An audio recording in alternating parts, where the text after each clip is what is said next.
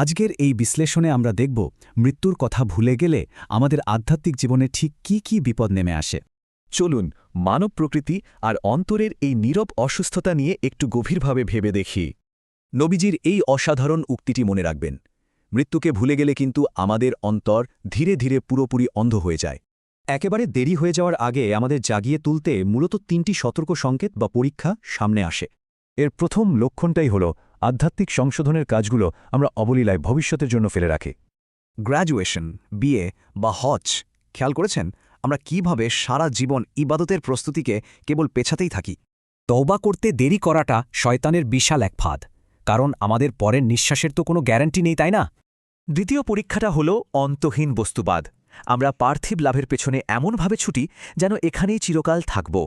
টাকা, বাড়ি, গাড়ির পেছনে অবিরাম ছুটে চলা, অথচ দিন শেষে খালি হাতে আর অশান্ত অন্তর নিয়ে বিদায় নিতে হবে। পার্থক্যটা দেখুন, অহংকারের লক্ষণ হল আরও পাওয়ার লোভ, আর আত্মার প্রশান্তি হল যা আছে তাতেই সন্তুষ্ট থাকা। আসলে প্রকৃত সম্পদ হল অন্তরের সন্তুষ্টি, কারণ পার্থিব কোনো কিছুই তো আর কবরে নিয়ে যাওয়া যাবে না। তৃতীয় আর চূড়ান্ত লক্ষণটি কিন্তু মারাত্মক। সেটা হল দৈনন্দিন এবাদতের প্রতি ধীরে ধীরে অলসতা চলে আসা। মৃত্যুকে অনেক দূরের কিছু ভাবলে ফজর থেকে এশা কিভাবে আমাদের অবহেলায় প্রতিটি নামাজ ক্ষতিগ্রস্ত হয় একবার ভেবেছেন? মূল সমস্যাটা হলো আমাদের দৃষ্টিভঙ্গিতে। আমরা এবাদতকেই পার্থিব জীবনের একটা ব্যাঘাত হিসেবে ধরে নিই, যা একেবারেই উল্টো।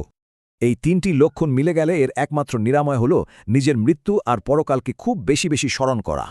হিসাব নিকাশ তো দিতেই হবে, তাই বিন্দুমাত্র দেরি না করে আসুন আজ এখনই আমাদের আধ্যাত্মিক সংশোধন শুরু করি।